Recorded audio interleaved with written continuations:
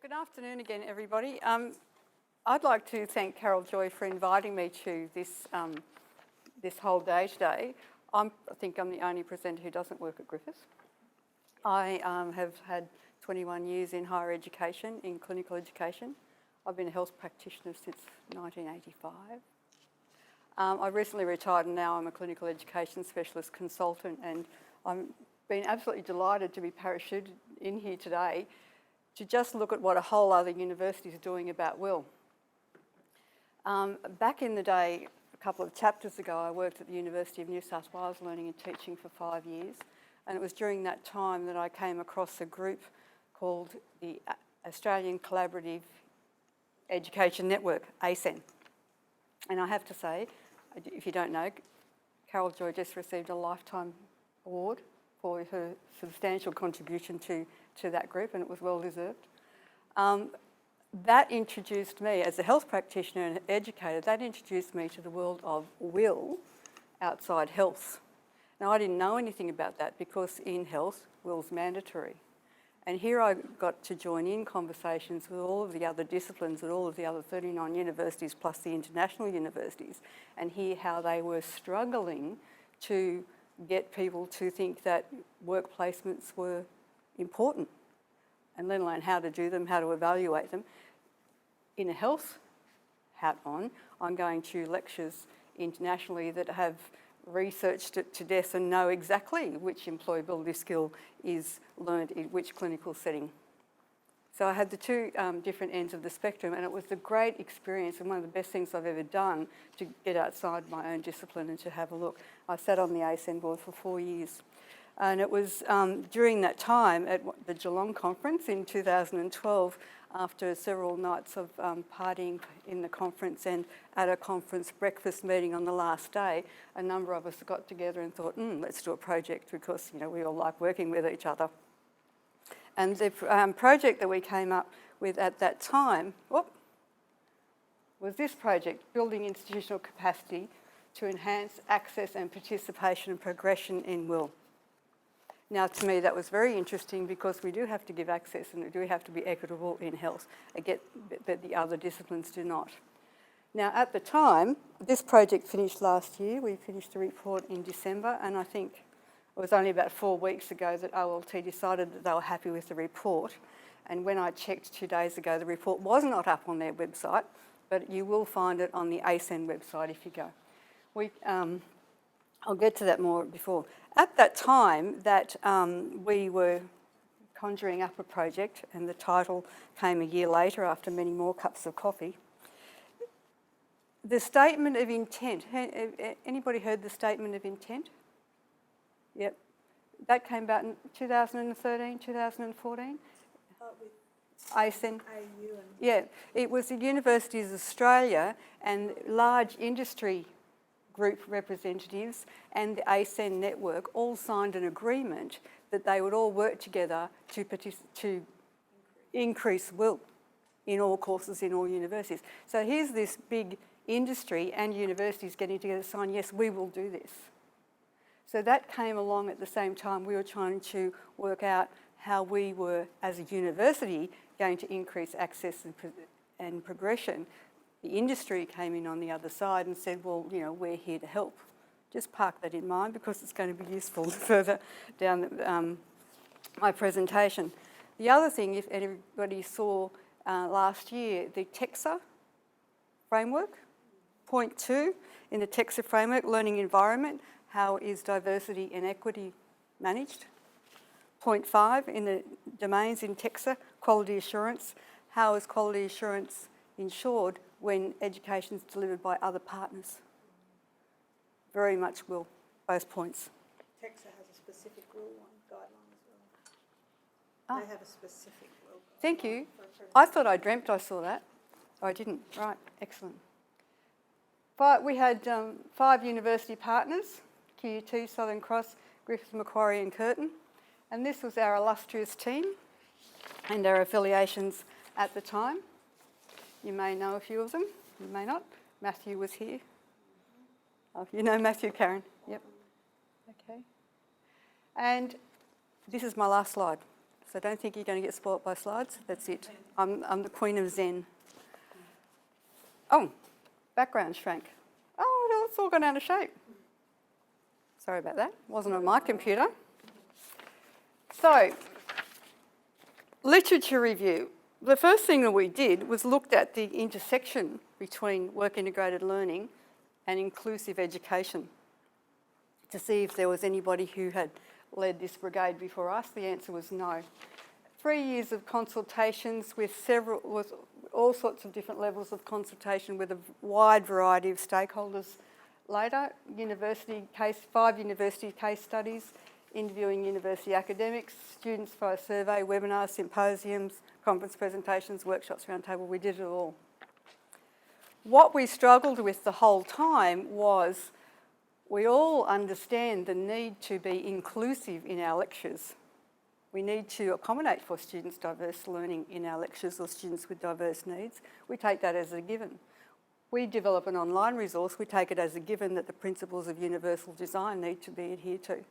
Yet we send students out to the workplace where we think, oh, well, we really can't ask the workplace to accommodate for diverse needs because we're already, pushed against a supply and demand issue, and we can't sort of strain the fragile relationship with these places that we are gifted by industry, who, by the way, have signed the statement of intent. So, we're in a sort of a please ask situation rather than a real partnership between industry and university to help us both solve this problem with access and equity, particularly when you've got such large cohorts of students like you have here, and we've heard that this morning. So my question is, well, what are industry doing and how are they stepping up to this partnership really, when we seem to be a little bit timid to ask them too much lest they run away and don't give us any placements?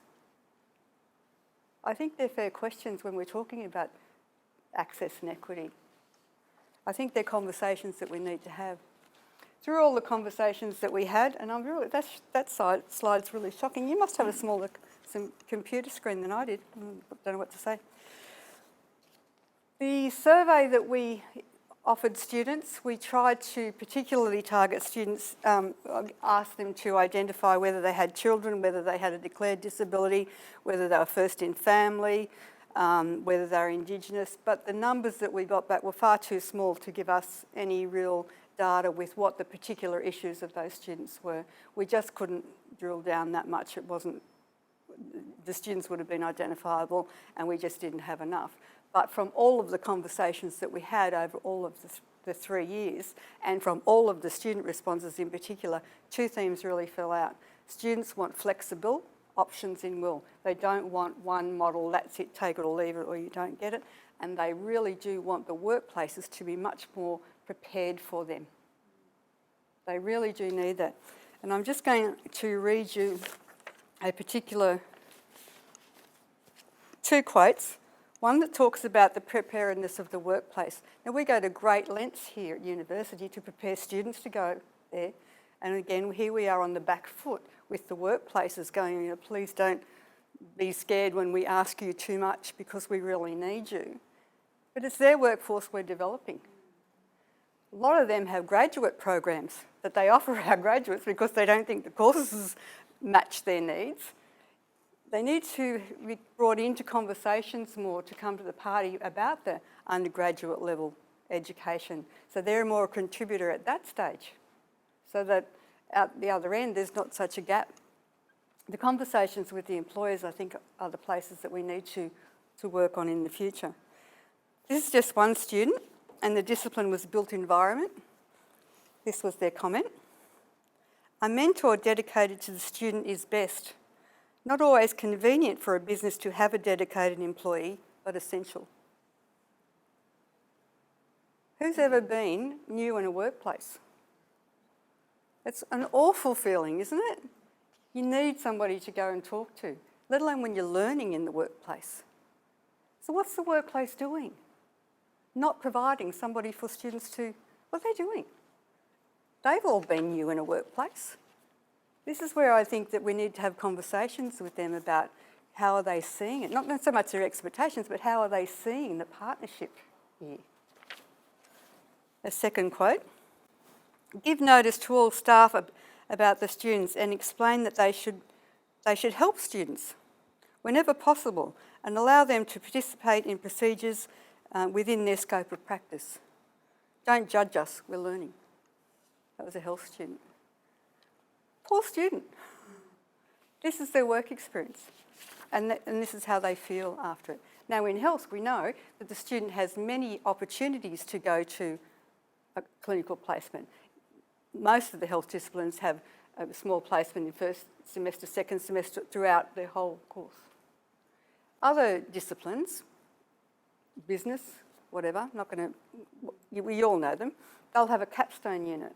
The student's got one opportunity to go and have an experience in the workplace. So there's very different consequences whether their diverse learning situations are accommodated when you've got multiple opportunities to, pick up one, lose one, one could be mediocre, catch it later. But when it's really that transition to the workplace, that capstone unit, that's a very different risk when their diverse needs aren't accommodated or their situation can't be addressed. Again, it's a place that we need to get industry to have a conversation. Final quote, this is about the flexibility issue. "I start my second placement in 9 days. I'll be there for 3 weeks of shift work. My husband also does shift work, so chances are no parent will be at home for my children. At this moment, I've not been advised what days I'll be working, what shift, and therefore I am unable to arrange childcare. Surely it's not too difficult to know the number of students attending a particular time and pre-allocating the advised shift." No, it's not, is it? We in higher education have flexible pathways into higher education. We have flexible learning options. We've got blended, we've got online, we've got face-to-face, but we don't offer flexibility in WIL. Usually, traditionally, the disciplines have one model. Why can't a nursing student, instead of going for a block, go for 1 month of Saturdays or Sundays or Saturday night and learn their experiences? Why are we so inflexible in catering for all of these students that we encourage to come in through flexible pathways? Again, I think this is where industry needs to come and have a chat. We all know that WIL is good. Everybody wants to do it. The things I've heard here today have been really fascinating. I've heard today that, again, everywhere I go, the needs of staff are the same. How do we do it? How do we do it within the resources?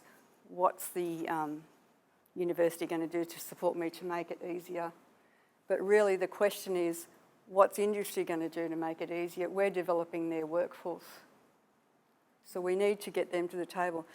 Indu had, from Lab Science, she was talking to us early, Karen, you were there, about how she gets the industry to come in twice a year. They sit around the table and her first questions to them are, well, what sort of workforce do you want and how can you help us? And through that, she's been able to develop a closer relationship, and they really do work as a team, as a partnership, to get the students through so that they are more work ready. I've certainly done that in health. I've got the subject of the time was aged care, students working in aged care services. Aged care is one of the biggest industries in Australia. All sorts of health practitioners need to work in aged care. I've got them around the table about 3 times and said, what is it that you need from us? This is what we need from you. They, oh, right, didn't know. And before they've left, we've sat down with them and they have left with a plan of what they will do with students for the first 2 weeks that they're on practice. And whilst they were making this one particular aged care nursing place was going, oh, well, we can teach them telehealth and we can teach them this and that and the other, and we've got a lot of diabetes. The next aged care facilitator along was going, oh, well, we've got this and we've got that. So amongst them, they were going, well, this is what's special about our place and this is what's special.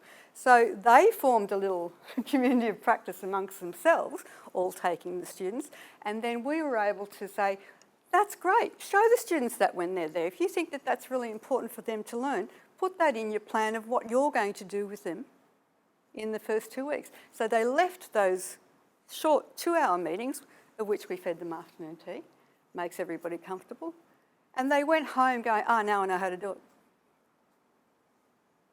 Partnership. statement of intent in action. My job now, that I'm retired, is I'm working with a couple of different places, but one of them is I'm working with a private practice in Canberra that's a big multidisciplinary health service provider. They've had students from all sorts of universities come to their place of and observe and do all sorts of things, but it's been time and resource intensive for them. They love doing it, they love participating in clinical education. So I've just tweaked their program, made it really schmick, made all the paperwork and all the advertisement for it really nice and tidy in university speak, and we can now offer formally a clinical program that we offer back to the universities saying this is what we can provide. So instead of the onus always being on the university to go, oh, what have we got to do? And everybody that's been in this room all day, oh, what have we got to do now to make this work? Industries should be able to step up and go, oh, this is what we can do because that works for us. Mightn't be everything that the university wants, but this works for us. We can do this. Does that help you? Great. It's 70%, 80% fit. This is where you've got a real partnership. This is where the statement of intent. So this is where I think the work of the future is with the industry as well as, of course, universities and training of all the staff and all those infrastructure things that we've heard all day. But industry's got to come up, step up a little bit. So that's the world according to me. Thank you.